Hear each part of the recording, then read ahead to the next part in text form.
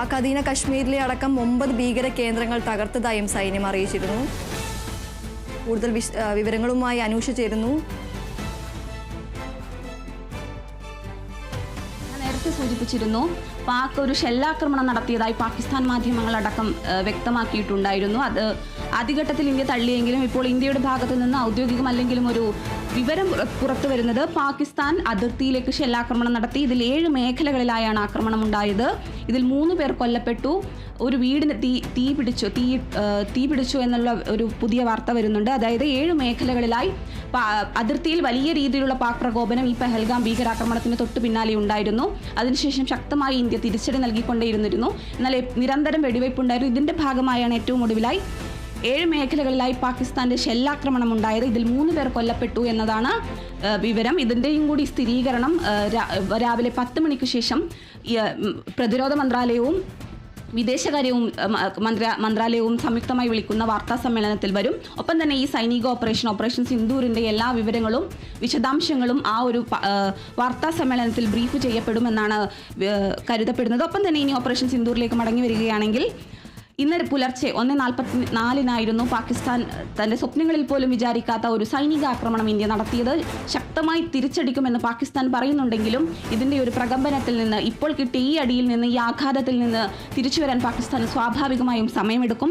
April 22 നിരപരാധികളായ വിനോദയാത്രക്കാർക്ക് നേരെ നടത്തിയ ഭീകരാക്രമണത്തിന് മറുപടിയായാണ് ഇപ്പോൾ ഇത്തരത്തിൽ ഒരു സംയുക്ത സൈനികാക്രമണം നടത്തിയിരിക്കുന്നത്. നേരത്തെ ദീപ്തി സൂചിപ്പിച്ചതുപോലെ തന്നെ 1971 യുദ്ധത്തിന് ശേഷം ഇതാദ്യമായാണ് ഈ 2025 മെയ്യിൽ ഒരു സംയുക്ത ഓപ്പറേഷൻ നടക്കുന്നത്.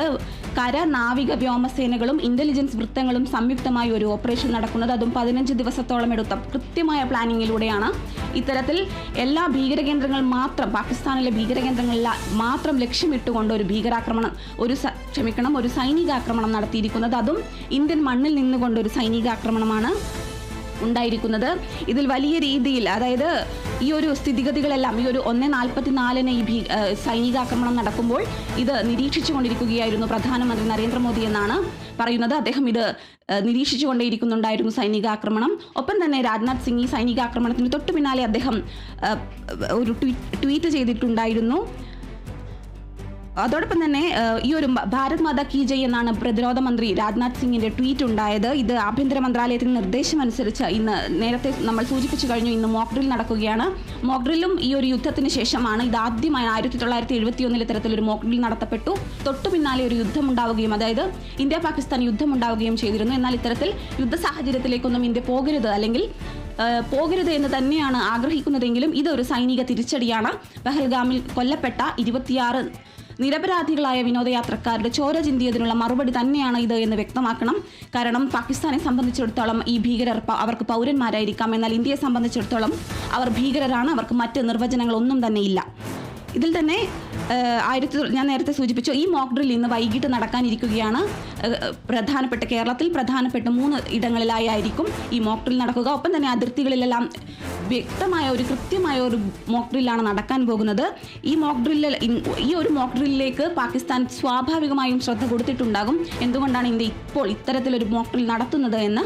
ആ ഒരു സാഹചര്യത്തിൽ മോക്ക് ഡ്രില്ലിലേക്ക് എല്ലാ ശ്രദ്ധയും പോകുമ്പോഴാണ് ഇന്ന് പുലർച്ചെ ലോകമുറങ്ങുമ്പോൾ, അല്ലെങ്കിൽ രാജ്യമുറങ്ങുമ്പോൾ, പാകിസ്ഥാൻ ഉറങ്ങുമ്പോൾ ഇത്തരത്തിൽ വലിയൊരു കനത്ത തിരിച്ചടി ഇന്ത്യ നൽകിയിരിക്കുന്നത്. ഈ ഒരു സർജിക്കൽ ഞാൻ നേരത്തെ സൂചിപ്പിച്ചിരുന്നു, 1971 ശേഷം ഇതാദ്യമായാണ് ഇത്തരത്തിൽ ഒരു സംയുക്ത സൈനികാക്രമണം പാകിസ്ഥാനിലേക്ക് നടക്കുന്നത്. ഓപ്പറേഷൻ സിന്ദൂർ എന്നാണ് അതിന് പേരിട്ടിരിക്കുന്നത്. ഇതിന്റെ വിശദാംശങ്ങളെല്ലാം തന്നെ വൈകാതെ തന്നെ 10 മണിയോടുകൂടി നമുക്ക് മുന്നിൽ ലഭ്യമാകും. ഇതിൽ ഈ ഏപ്രിൽ 22 പഹൽഗാം ഭീകരാക്രമണം നടന്നപ്പോൾ തൊട്ടു പിന്നാലെ ഇന്ത്യ ചെയ്തത് എത്രയോ വർഷം പഴക്കമുള്ള ഇന്ത്യ പാകിസ്ഥാൻ യുദ്ധം 2 തവണ നടന്നിട്ടും റദ്ദാക്കപ്പെടാത്ത, ഇന്ത്യ ഒരിക്കലും തൊടാത്ത ഒരു സിന്ധു നദീജല കരാർ റദ്ദാക്കിക്കൊണ്ടായിരുന്നു. ഇനി അത്തരത്തിലൊരു കരാറില്ല. സിന്ധുവിന്റെ വെള്ളം ഇന്ത്യ തനിക്ക് തോന്നും പോലെ ഉപയോഗിക്കുമെന്ന് തന്നെ പറഞ്ഞുകൊണ്ടായിരുന്നു ഇത്. തൊട്ടു പിന്നാലെ പല രീതിയിലും ഒരു ജലയുദ്ധം നടന്നു. ഇതിനെ പാകിസ്ഥാൻ വ്യക്തമാക്കിയത്, അല്ലെങ്കിൽ പാകിസ്ഥാൻ ഇതിൽ പ്രതികരിച്ചത് ജലയുദ്ധമാണ് നടക്കുന്നത്, ഇത്തരത്തിൽ ഇതിന് കനത്ത തിരിച്ചടി ഇന്ത്യ നേരിടേണ്ടി വരും, ഞങ്ങൾക്ക് വെള്ളം കിട്ടിയില്ലെങ്കിൽ വലിയ രീതിയിലുള്ള പ്രതിസന്ധി ഉണ്ടാകും, അതുകൊണ്ട് തന്നെ വലിയ രീതിയിൽ ഇതിനെ എതിർക്കുമെന്നെല്ലാം പറയുകയും UN സുരക്ഷാ സമിതിയിൽ പാകിസ്ഥാൻ സ്ഥിരാംഗമല്ല എങ്കിലും അംഗമാണ്, ഒരു താൽക്കാലിക അംഗമാണ്. അതുകൊണ്ട് തന്നെ ഈ പാകിസ്ഥാൻ നേരെ UN സുരക്ഷാ സമിതിയെ സമീപിക്കുകയും ഇതിൻ്റെ വിശദാംശങ്ങൾ ഇന്ത്യയുടെ ഈ ഒരു ഇത്തരം നടപടികൾ ചോദ്യം ചെയ്യപ്പെടേണ്ടതുണ്ട് എന്ന് പറയുകയുണ്ടായി. എന്നാൽ തികച്ചും പാകിസ്ഥാന് വലിയ രീതിയിലുള്ള തിരിച്ചടിയാണ് UN സുരക്ഷാ സമിതിയിൽ വരെ ഉണ്ടായത്. പാകിസ്ഥാനോട് ചോദിച്ചത് എന്തിനാണ് ഭീകരവാദത്തെ ഇങ്ങനെ പ്രോത്സാഹിപ്പിക്കുന്നത് എന്നായിരുന്നു UN സുരക്ഷാ സമിതി അംഗങ്ങൾ ചോദിച്ച് അതായത് പോയി ചെന്ന് പണി വാങ്ങുക എന്ന രീതിയിലായിരുന്നു UN സുരക്ഷാ സമിതിയിൽ നിന്നും പാകിസ്ഥാന് കിട്ടിയത്. തൊട്ടു പിന്നാലെയാണ് പാകിസ്ഥാൻ ഒട്ടും പ്രതീക്ഷിക്കാത്ത, നനച്ചിരിക്കാത്ത നേരത്ത് വലിയൊരു തീമഴയായി ഇന്ത്യയുടെ സൈനിക ശക്തി പാകിസ്ഥാൻ ഭീകരാക്രമണ കേന്ദ്രങ്ങൾക്ക് മേൽ പതിച്ചിരിക്കുന്നത്.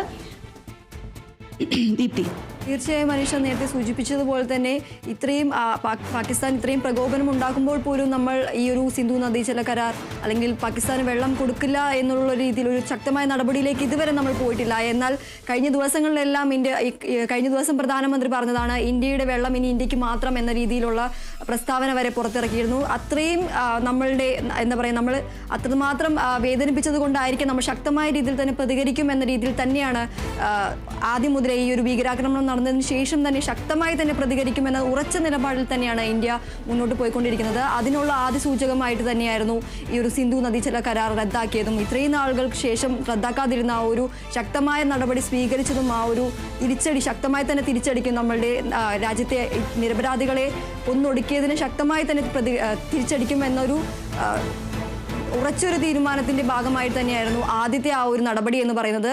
അതിനുശേഷം ഇപ്പോഴും ആ ഒരു മാനുഷികമായ പരിഗണന നൽകിക്കൊണ്ട് തന്നെയാണ് സാധാരണക്കാരെ അല്ലെങ്കിൽ പാകിസ്ഥാന്റെ ഒരു സൈനിക കേന്ദ്രത്തിലും ആക്രമണം നടത്തിയിട്ടില്ല എന്ന് ഇന്ത്യ പറയുന്നത്.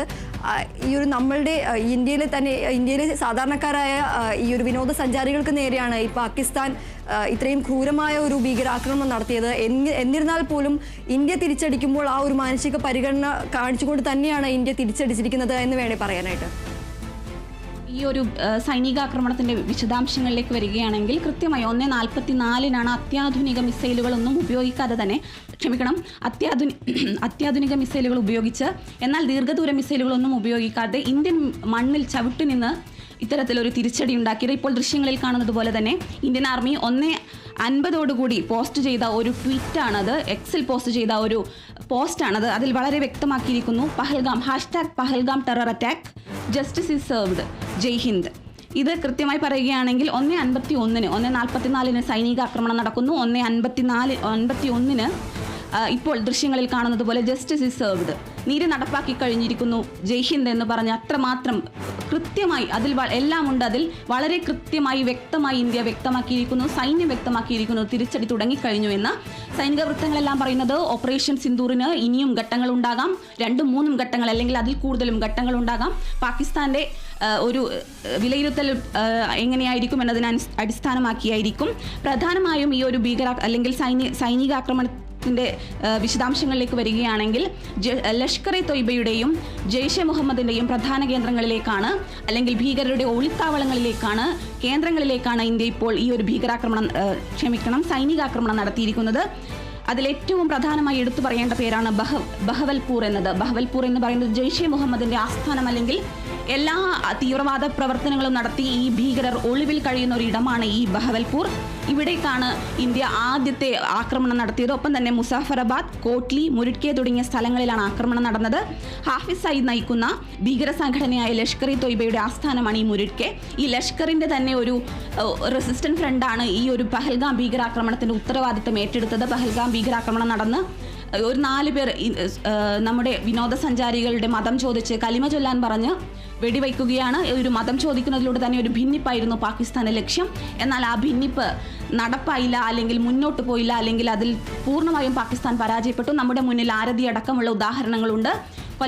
ഈ പഹൽഗാം ഭീകരാക്രമണത്തിൽ കൊല്ലപ്പെട്ട രാമചന്ദ്രന്റെ മകൾ, കൊച്ചി സ്വദേശിയായ പെൺകുട്ടി, അല്ലെങ്കിൽ അവർ പറഞ്ഞത് വളരെ കൃത്യമായിരുന്നു. ആ സ്ത്രീ പറഞ്ഞ മറുപടിയെല്ലാം എന്നെ രക്ഷിച്ചത് ഒരു കശ്മീരി സഹോദരന്മാർ, എനിക്ക് 2 സഹോദരന്മാരെ കിട്ടി, തന്നെയും തൻ്റെ കുടുംബത്തെയും രക്ഷിച്ചത് അവരാണ്. ആ കുതിരസവാരി നടത്തുന്നവരുടെ പ്രവർത്തനമെല്ലാം തന്നെ, അതായത് ഇത്തരത്തിലൊരു ഭിന്നത, മതാടിസ്ഥാനത്തിലുള്ള ഒരു ഭിന്നത പാകിസ്ഥാൻ ലക്ഷ്യമിട്ടിരുന്നു. എന്നാൽ അതുപോലും ഇല്ലാതാക്കുന്ന രീതിയിൽ ഇന്ത്യ ഒന്നായി നിന്നാണ് ഇത്തരത്തിലൊരു തിരിച്ചടി നൽകിയിരിക്കുന്നത്. ഒപ്പം തന്നെ ഇന്ത്യ ഈ നിമിഷത്തിൽ ഈ തിരിച്ചടി ആഘോഷിക്കുകയും ചെയ്യുന്നുണ്ട്. ഇതോടൊപ്പം തന്നെ ഈ മുഴുക്കയോ അതോടൊപ്പം തന്നെ പാക് പഞ്ചാബ് പ്രവിശ്യയിലെ ബഹവൽപൂർ മസൂദ് അസറിന്റെ ജെയ്ഷെ മുഹമ്മദിന്റെയും കൂടി താവളമാണ്. 5 മിസൈൽ ആക്രമണം ഉണ്ടായി എന്നും 3 പേർ കൊല്ലപ്പെട്ടെന്നും 12 പേർക്ക് പരിക്കേറ്റതായും പാകിസ്ഥാൻ വ്യക്തമാക്കുന്നുണ്ട്. എന്നാൽ ഇതിൽ നിന്നും കൂടുതൽ ഇപ്പോൾ ഏറ്റവും ഒടുവിലായി പുറത്ത് വ്യക്തമാക്കുന്നത് പാകിസ്ഥാൻ തന്നെ പറയുന്നത് 9 ഇടങ്ങളിൽ 24 തവണ ആക്രമണം ഉണ്ടായി എന്നാണ്. അവർ പറയുന്നത് അവരുടെ സാധാരണ പൗരന്മാരെയാണ് ആക്രമിക്കപ്പെട്ടത് എന്നാണ്. എന്നാൽ ഞാൻ നേരത്തെയും വ്യക്തമാക്കിയിരുന്നു, പാകിസ്ഥാനെ സംബന്ധിച്ചിടത്തോളം അവർ സാധാരണ പൗരന്മാരായിരിക്കാം, സിവിലിയൻസ് ആയിരിക്കാം. എന്നാൽ ഇന്ത്യയെ സംബന്ധിച്ചിടത്തോളം അവർ 600 ഭീകരരാണ്. ഈ 600 ഭീകരരെയാണ് ഇന്ത്യ ലക്ഷ്യമിട്ടത്. അവരെയാണ് ഇന്ത്യ ഇല്ലാതാക്കിയിരിക്കുന്നത്. എത്ര പേർ കൊല്ലപ്പെട്ടു എന്ന കൃത്യമായ കണക്കുകൾ വൈകാതെ തന്നെ നമുക്ക് മുന്നിലേക്ക് വരും. എങ്കിലും ഈ നിമിഷത്ത് വലിയ രീതിയിലുള്ള ആഘോഷമെല്ലാം കശ്മീരിൽ നടക്കുന്നുണ്ട്. എന്നാൽ അതോടൊപ്പം തന്നെ അതീവ ജാഗ്രതയിലാണ് രാജ്യം. കാരണം തീർച്ചയായും ഒരു തിരിച്ചടി അല്ലെങ്കിൽ ഇതിനൊരു പ്രത്യാക്രമണം ഇന്ത്യ പ്രതീക്ഷിക്കുന്നുണ്ട്. അതിന്റെ ഭാഗമായാണ് ഇപ്പോൾ ഷെല്ലാക്രമണത്തിൽ 3 പേർ കൊല്ലപ്പെട്ടിരിക്കുന്നത്. അതോടൊപ്പം തന്നെ വലിയ രീതിയിലുള്ള സുരക്ഷ ജമ്മുവിലും മറ്റ് ഇന്ത്യയിലെ സുപ്രധാന അതിർത്തികളിലുള്ള സുപ്രധാന വിമാനത്താവളങ്ങളെല്ലാം തന്നെ അടച്ചു. ഒപ്പം തന്നെ ജമ്മു കശ്മീരിൽ സ്കൂളുകൾക്കും വിദ്യാഭ്യാസ സ്ഥാപനങ്ങൾക്കും അവധിയാണ്. വലിയ രീതിയിൽ ഡൽഹി അതീവ സുരക്ഷയിലാണ്. പ്രധാന നഗരങ്ങളിലെല്ലാം സുരക്ഷ വർദ്ധിപ്പിച്ചിട്ടുണ്ട്. ഇന്ന് വലിയ രീതിയിലുള്ള നിർണായക യോഗങ്ങളെല്ലാം നടക്കുന്നുണ്ട്. ഒപ്പം തന്നെ ഇതോടൊപ്പം തന്നെ ഇന്ത്യയുടെ സ്ഥിതിഗതികൾ കൃത്യമായി വിദേശ രാജ്യങ്ങളെ ഇന്ത്യ അറിയിക്കുന്നുണ്ട്. അജിത് ഡോവൽ ദേശീയ സുരക്ഷാ ഉപദേഷ്ടാവ്, അദ്ദേഹം ആദ്യം തന്നെ യു എസ് സ്റ്റേറ്റ് സെക്രട്ടറിയുമായി സംസാരിച്ചു. എന്തുകൊണ്ടാണ് ഓപ്പറേഷൻ സിന്ദൂർ ഇന്ത്യക്ക് നടത്തേണ്ടി വന്നത് എന്ന് പറഞ്ഞു. അതിൻ്റെ കൃത്യമായ വിശകലനം നൽകിയിട്ടുണ്ട്. ഈ ഒരു പെഹൽഗാം ഭീകരാക്രമണത്തിൽ ലോകരാജ്യങ്ങളെല്ലാം തന്നെ അപലപിച്ചിരുന്നു. കാരണം നിരായുധരായ ഒരു മനുഷ്യർക്ക് നേരെയാണ് പാകിസ്ഥാൻ ഫണ്ട് ചെയ്യപ്പെടുന്ന അല്ലെങ്കിൽ പാകിസ്ഥാന്റെ അറിവോടെ ഒരു ഭീകര പ്രവർത്തനം നടന്നത്, തീവ്രവാദ പ്രവർത്തനം നടന്നത്. അതുകൊണ്ട് തന്നെ ഈ ഒരു നിരപരാധികൾ കൊല്ലപ്പെട്ടതിൽ വലിയ രീതിയിൽ ഇന്നലെ ചേർന്ന UN സുരക്ഷാ സമിതിയിൽ പോലും വലിയ രീതിയിൽ അപലപിച്ചിരുന്നു.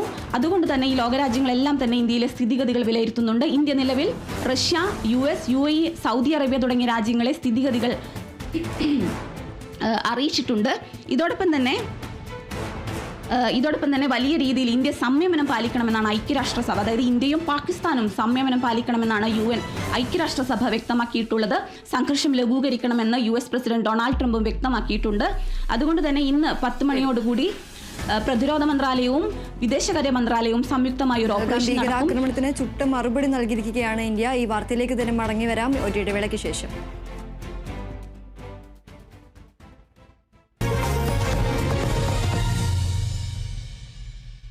ഇത്തവണ ഫസ്റ്റ് അടിക്കില്ലേ നമ്മള്?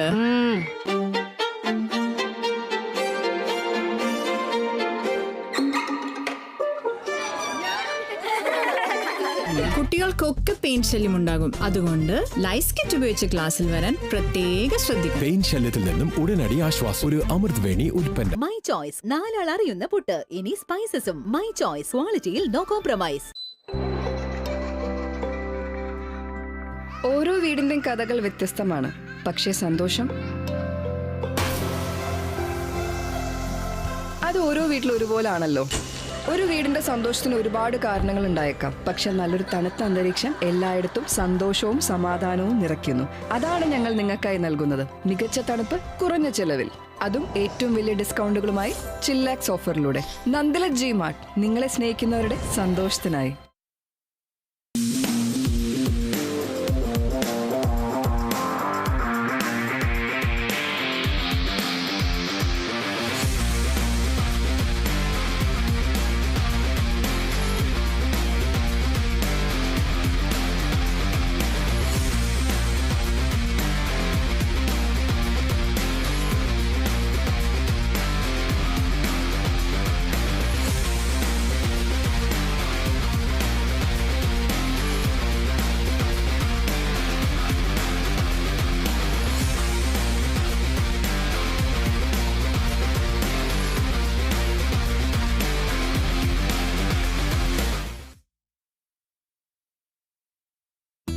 കേരള വിഷൻ ന്യൂസ് നിങ്ങൾക്കായി അവതരിപ്പിക്കുന്നത് Dhanalakshmi Hire Purchase and Leasing Limited in association വിത്ത്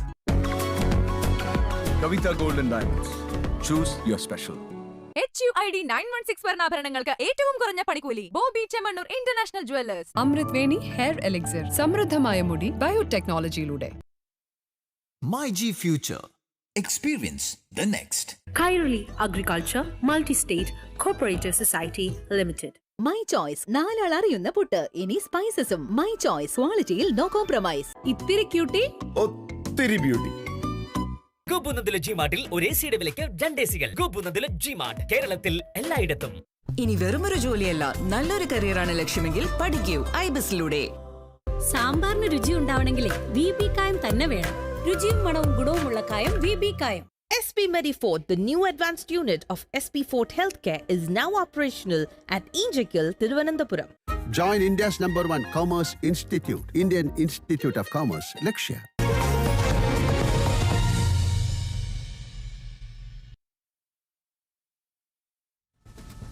പഹൽഗാം ഭീകരാക്രമണത്തിന് ചുട്ട മറുപടി നൽകിയിരിക്കുകയാണ് ഇന്ത്യ. ഓപ്പറേഷൻ സിന്ദൂർ എന്ന പേരിട്ട സംയുക്ത സൈനിക ആക്രമണത്തിൽ പാക് ഭീകര കേന്ദ്രങ്ങൾ തകർത്തു.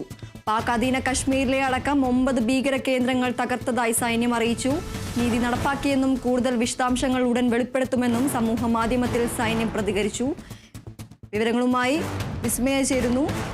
വിസ്മയ, ഈ ഒരു ആക്രമണത്തിന് പിന്നാലെ വിമാനത്താവളങ്ങൾ അടച്ചു എന്നൊരു വാർത്തയെല്ലാം പുറത്തു വരുന്നുണ്ട്. എന്താണ് അത് സംബന്ധിച്ച കൂടുതൽ വിശദാംശങ്ങൾ?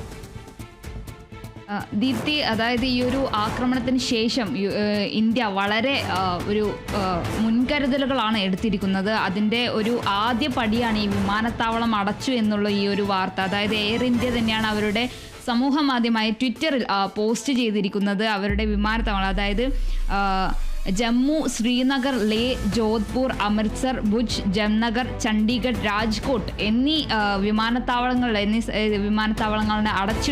അടച്ചിടുക എന്നാണ് ഈ ഒരു ട്വിറ്റർ പോസ്റ്റിൽ പറഞ്ഞിരിക്കുന്നത്. അതും ഇന്ന് ഉച്ചയ്ക്ക് 12 വരെയായിരിക്കും ഈ ഒരു വിമാനത്താവളങ്ങൾ അടച്ചിടുക. എന്തായാലും ഈ ഒരു നമുക്ക്